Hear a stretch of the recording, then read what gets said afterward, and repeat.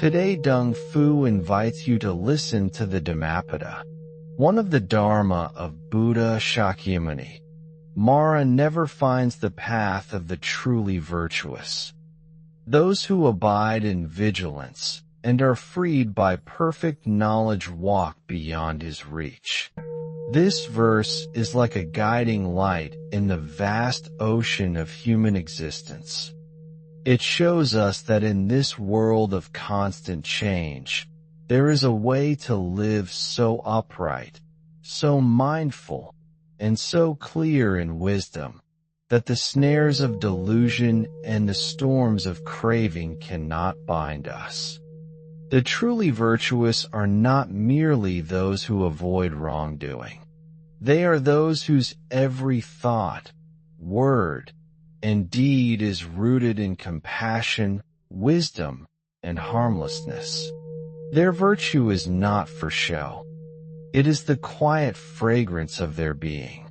It is the unshakable ground upon which they walk. When one is truly virtuous, there is a natural radiance that no deceit can dim. To abide in vigilance means to live with a mind that is awake.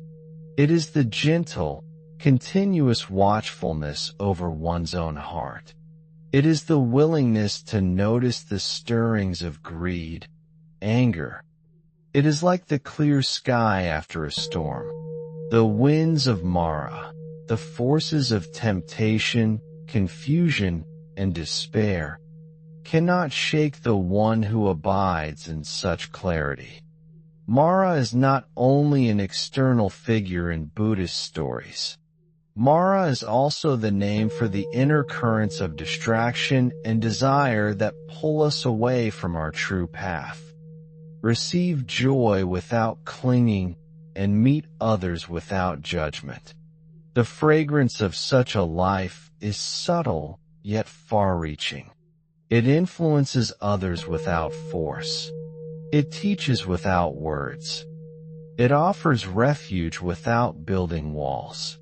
When someone abides in vigilance and wisdom, they become like a still lake in which the moon of truth is perfectly reflected. This path begins with small steps. It begins when we decide to live with honesty and kindness. It deepens when we cultivate mindfulness in each breath. It strengthens when we study and reflect on the Dharma, and when we put its teachings into action in the way we speak, act, and think. Slowly, we begin to notice that the storms that once shook us lose their power. The temptations that once led us astray no longer find an entrance. This is the gradual unfolding of freedom. The Buddha's teaching in this verse invites us to ask ourselves, where in my life can I bring more virtue? Where in my daily activities can I be more vigilant? Where can I deepen my understanding so that wisdom becomes my constant companion? These questions are not answered in haste. They are seeds we plant in the soil of our hearts, to be nourished by practice and patience. To walk this path is to become a blessing to the world. It is to be like a lamp in a dark place, not by trying to shine, but simply by removing the coverings over our own natural light. The truly virtuous do not announce themselves. Their presence speaks. Their peace is a teaching. Their compassion is an offering. And so, this verse is not merely about avoiding Mara. It is about embodying a way of being that leaves no ground for Mara to stand on. Virtue, vigilance, and wisdom are not separate. We are simply walking a different road, one that leads toward awakening. Virtue is the foundation of the spiritual path. Without it, our practice is like a house built on sand. We can look at ourselves without shame, and this self-respect becomes the quiet strength that supports all other qualities. To cultivate virtue is not only to refrain from harming others, but also to actively bring benefit. The Buddha taught that wholesome speech, right livelihood, and compassionate action are the natural expressions of a virtuous heart. When we speak, we can choose words that bring harmony instead of division. When we work, we can ensure that our livelihood causes no harm. When we act, we can be guided by kindness rather than selfish gain. In our relationships, virtue becomes the unseen thread that holds trust together. A person who is honest, gentle, and dependable brings peace to those around them.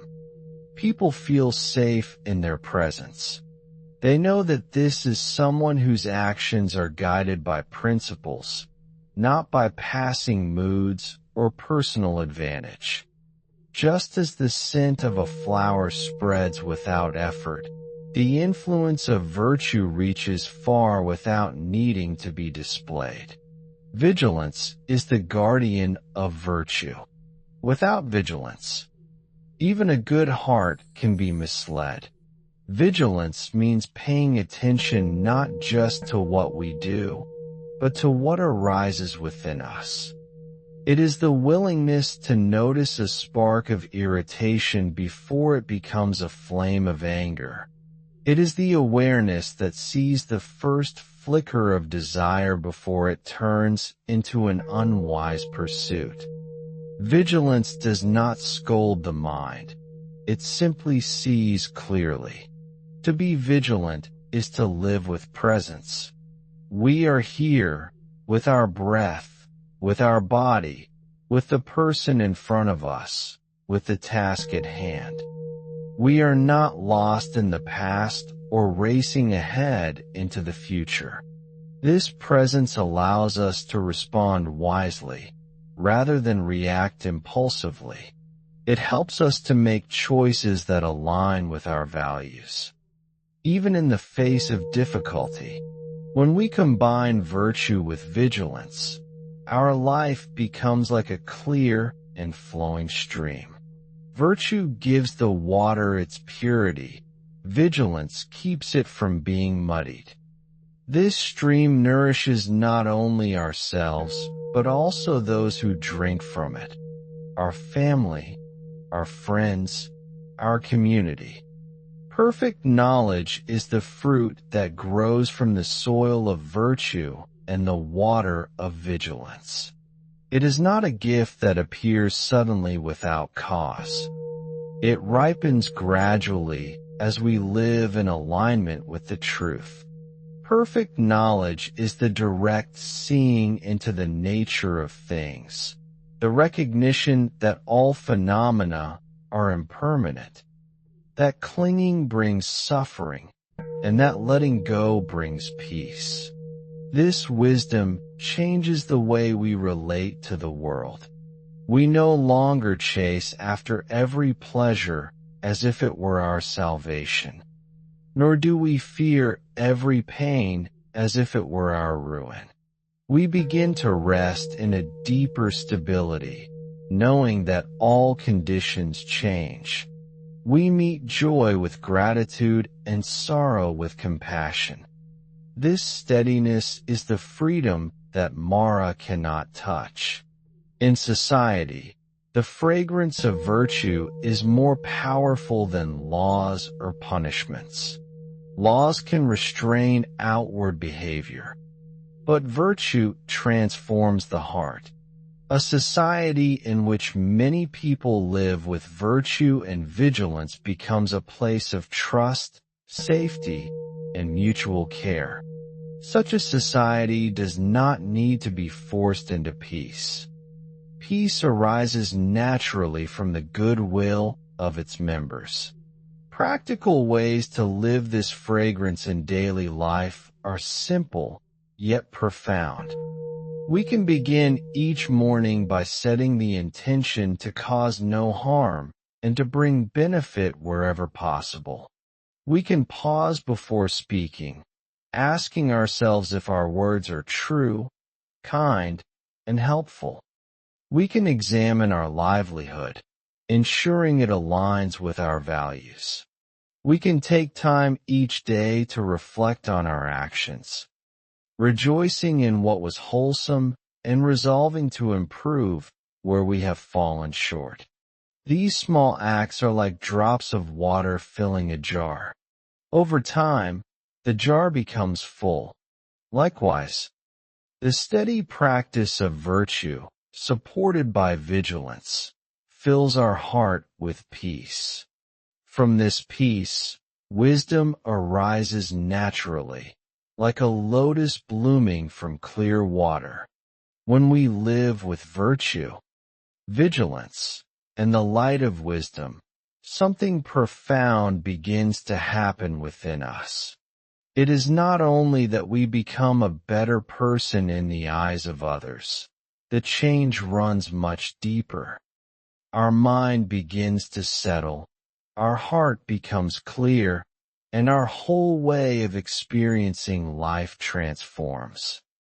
This is the fragrance of the truly virtuous that the Buddha speaks of, a fragrance so subtle that it is unseen, yet so powerful that even the gods can sense it. Virtue has a karmic power that extends far beyond what we can see. Every act of goodness, no matter how small, plants a seed. A kind word, a compassionate glance, an honest action, each one falls into the soil of our own mind stream. In time, these seeds bear fruit, bringing not only happiness in this life, but also favorable conditions in future lives. The fragrance of virtue does not fade with the body. It follows the mind wherever it goes, shaping our rebirth and guiding us toward awakening. This is why the Buddha taught that virtue is the best protection. External protections, locks on doors, strong walls, guards and weapons, can only safeguard us in a limited way. They can be overcome by greater force. But the protection of virtue cannot be breached by Mara. Mara's tools are greed, hatred, and delusion. If we live free from these poisons through vigilance and wisdom, then Mara finds no foothold in our heart. Perfect knowledge deepens this protection. Without wisdom, virtue may remain only a set of habits, good but fragile. With wisdom, virtue becomes unshakable because we see clearly why it is essential. We understand the law of cause and effect not as a belief, but as a direct experience. We see how wholesome actions lead to peace and unwholesome actions lead to suffering. This seeing transforms moral conduct from a set of rules into a joyful way of being. In this joy, the spiritual benefits multiply. The mind becomes light and easy to concentrate. Meditation deepens naturally because we are not carrying the weight of guilt or regret. The heart becomes spacious, able to embrace both joy and pain with equanimity. Compassion grows, for we recognize our shared human struggle to free ourselves from suffering. These qualities, virtue, vigilance, and wisdom, also ripple outward into the world. The people around us may not even know why they feel calmer, safer, or more open in our presence, but they do. They may begin to reflect on their own actions, inspired not by our preaching, but by the quiet example we set. This is the invisible teaching of a virtuous life. It encourages others without demanding that they change. Integrating the fragrance of virtue into our daily life requires mindfulness in ordinary activities. When we cook, we can do so with gratitude for the food and compassion for those who will eat it. When we walk, we can be aware of each step, wishing peace for all beings with every movement. When we face difficulties, we can pause and breathe, allowing vigilance to guide our response instead of reacting with habit or anger. Over time, this way of living becomes natural. We no longer need to remind ourselves to be virtuous. It flows effortlessly, like a sweet aroma from a flower. This is the power of consistent practice. Just as a stream wears away stone drop by drop, so does steady, mindful living transform the deepest patterns of the heart.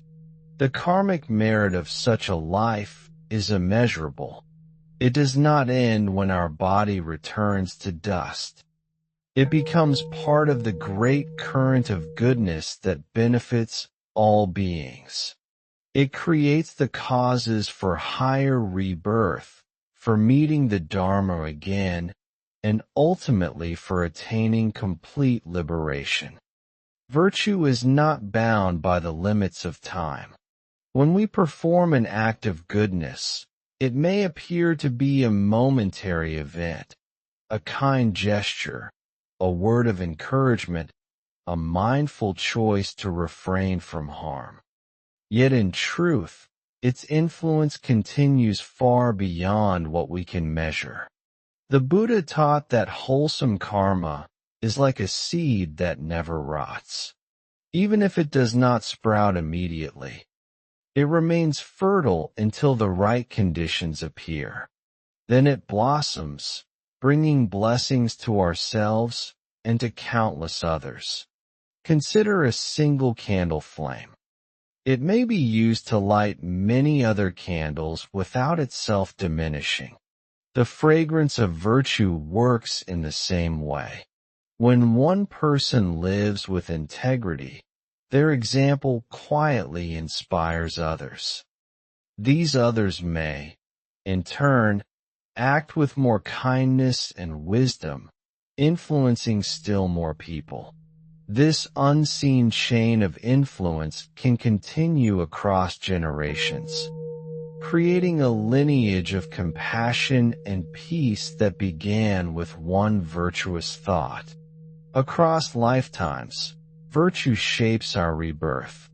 Those who have cultivated generosity, compassion, patience, and truthfulness will naturally find themselves in environments where these qualities can flourish further.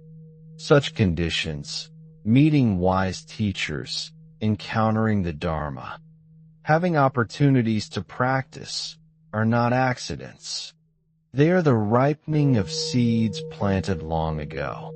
This is why the Buddha said that among all possessions, virtue is the greatest wealth. It cannot be stolen, destroyed by fire, or washed away by floods. It travels with us from one life to the next, lighting the path ahead. On the level of society, the fragrance of virtue builds trust. A community where people uphold moral conduct becomes a refuge for all its members. Conflict lessens because people are guided by compassion rather than selfishness. Cooperation grows because honesty replaces suspicion. Over time, such a community becomes a fertile ground for the Dharma to thrive. Even those who have not yet turned their hearts to the path can feel the peace and safety that a virtuous society offers. Virtue also protects the world in subtle ways. When we choose not to harm, we reduce the suffering of other beings. When we choose honesty, We help weave a fabric of trust that supports harmony. When we practice generosity, we relieve the weight of poverty and fear in others' hearts. Each of these acts is like a drop of pure water falling into the vast ocean of the world's karma. Alone it may seem small, but together with others, it helps cleanse and nourish the whole. On the path to Buddhahood, virtue serves as the foundation upon which all other qualities rest. Without it, meditation lacks stability and wisdom lacks compassion. With it, every step of the path becomes steady and safe. The Bodhisattva, who vows to liberate all beings.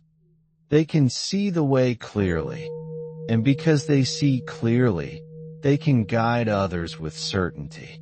Even the celestial beings, the devas, recognize the fragrance of virtue.